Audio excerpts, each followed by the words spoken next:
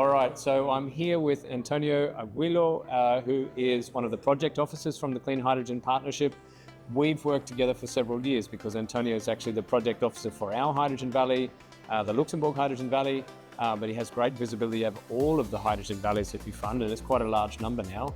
So first, can you tell us a little bit about your job actually, because many of the people that watch these videos wouldn't know what is a project officer and what's their role with respect to the projects that you fund. Of course, so thank you, I'm happy to be here. We have a team of 10 project officers, so basically our role as a granting authority through the Clean Hydrogen Undertaking is to basically follow all the life cycle. I mean, we are involved, of course, with our members in the preparation of the annual work programs, which then, of course, become a call for proposals, which are launched yearly.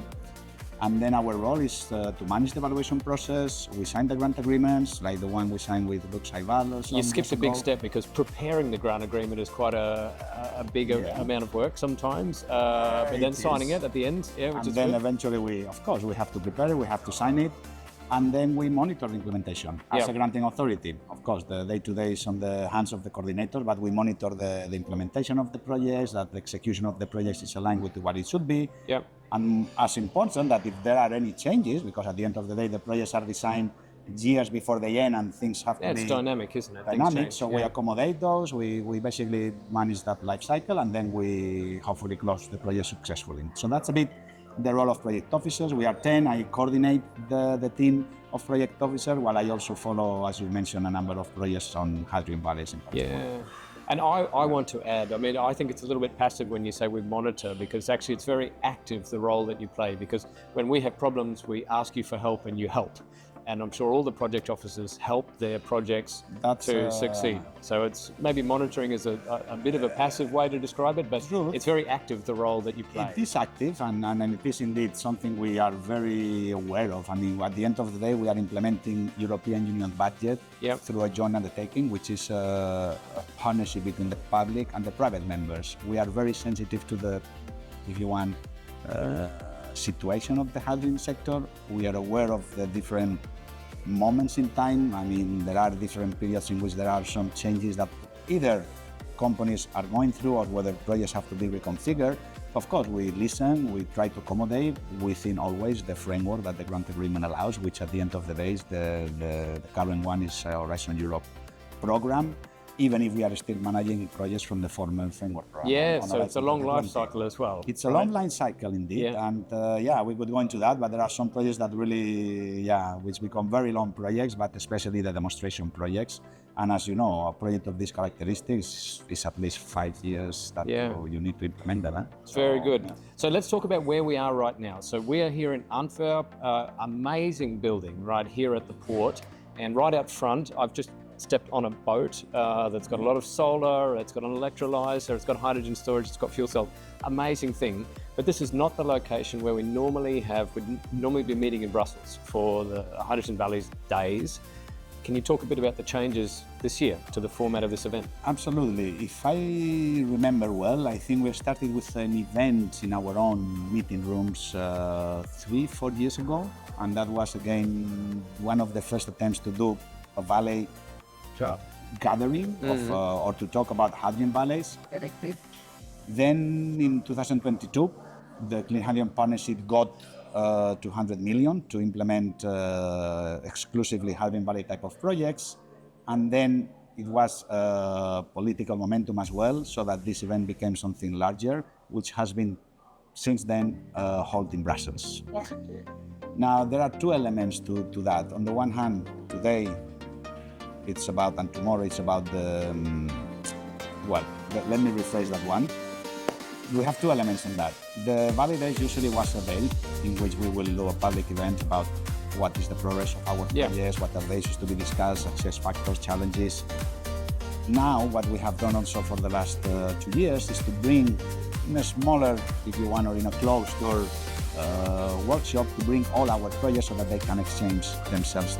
And this was an excellent event. This is what we did here yesterday. That's exactly what as one of the project coordinators, I found it fantastic. The degree of networking and the completeness, you know, that virtually all of the running hydrogen valleys are there represented with their coordinators, no distractions, just focused discussion, problem solving, learning from each other. Absolutely. Yeah, really That beneficial is the to idea. us. I'm happy to hear that. And indeed, all of the projects that we have now, that we have ongoing, have attended to that. And I think that shows, because eventually you don't go to an event If it's a waste of time or you're not going to get something from it. Yeah, and we started that last year, a bit more in a different configuration. It was a lot of get to know each other, presenting the project characteristics. As you said, this year we wanted to do it a bit more dynamic, so it was more about people.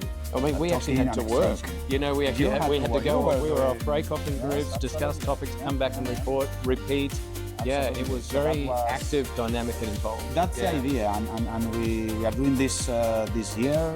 We will hopefully gather again in person with all the projects end of the year.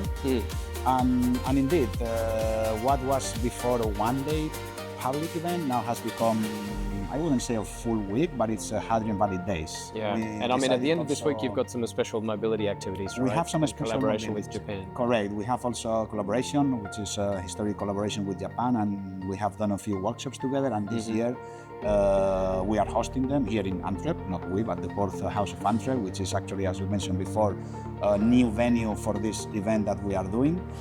And then we will have this workshop with them on the Thursday. So basically the week consisted of a closed workshop yesterday with all the projects. Today we joined forces as well with our colleagues at Aguiló, which they are having today here in the very same venue, the Clean Hadrian Alliance event, which, by the way, very nice in my opinion, because I could see that all the projects that attended yesterday, They're here today. we asked colleagues, can they attend the Alliance? And they say, yeah, of course they can. So now we have like two communities coming together, the Valley community of our projects and the Alliance community, if you want, which in many cases it's similar, but not always the same actors. And I think people were appreciating very much. So we are Much very happy broader with that. spread of topics today. Much actually, broader. yeah. It's a lot of to do with the sector per se, not only on the valleys, but valleys, of course, come in the discussion because it's one way of developing Hadrian projects. So that's today. Tomorrow we have our Hadrian Valley Days event, where indeed we will have a public event where we will showcase the progress of our projects for the wider public. We will also provide some insights on the different instruments we have to support this type of projects, and some exchanges between policymakers, financiers, and also practitioners of the Hadrian Valleys, which is something we have access to through our projects. And then on Thursday we have the Hadrian Mobility Workshop with the colleagues from Japan in Nedo, which is the equivalent of the Clean Hadrian Partnership in Japan.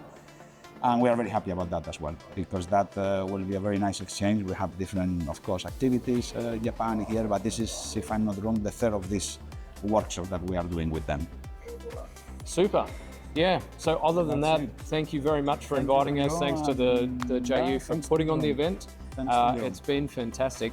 And just one last thing, there is a big focus on ports now for hydrogen. So do you want to just elaborate a tiny bit on that from the JU perspective? Yeah, we do. I mean, we do have two things there. We have supported Commission colleagues on some of the initiatives they've had around ports. We have done, and we have finalized a year and a half, 2 years ago, a hydrogen ports study, where we were really looking at the opportunities that ports could offer as hydrogen ecosystems. And we're not looking about import-export here, but actually as ecosystems themselves of how hydrogen could be produced and used within the operations of the port. And then there has been a recently launched port strategy, if I'm correct, from the Commission. And we have just launched, or we will launch very soon, another call for tenders to do another hydrogen ports type of contract study, where we will also support colleagues in the Commission on that. So that's on that end.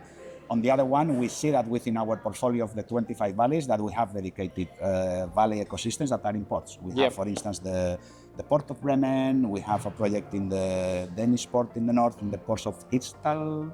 I'm not sure about the name on that one. But that one there, we will soon have we will soon have a Flemish one, right? We will soon have a Flemish one, and this is one of the reasons why we also are doing this Hadrian Valley Days this weekend here, because on Friday there will be also a bit of a site visit organized around the assets that they are developing. So we will have another valley, and I'm probably missing other ones that we have around Porsche, and I mentioned 3, but probably there are more. But indeed, for us, Porsche, we see that as a very good opportunity for producing. There is a lot of different operations. Sometimes it's mainly industry related, but it's also about the logistics operations. So you have non-road mobile machinery, you have trucks in and out, You have chemical industries in Yep. there, so they are very. I mean, this is the actual heart of the European chemical industry, is in this cluster around Indeed. Rotterdam, Antwerp, to Absolutely, yeah. Bruges. Yeah. So it's quite a special area. It is, and we will have the Bremen port in one of our projects. We will now have this valley in this area. So I think ports indeed are becoming very important, and we may have another one soon, but that I cannot talk about it yet. So, but we forward will to hearing explore, I'm more. sure. Thank you so much, Antonio. Thank you, Bradley. Pleasure.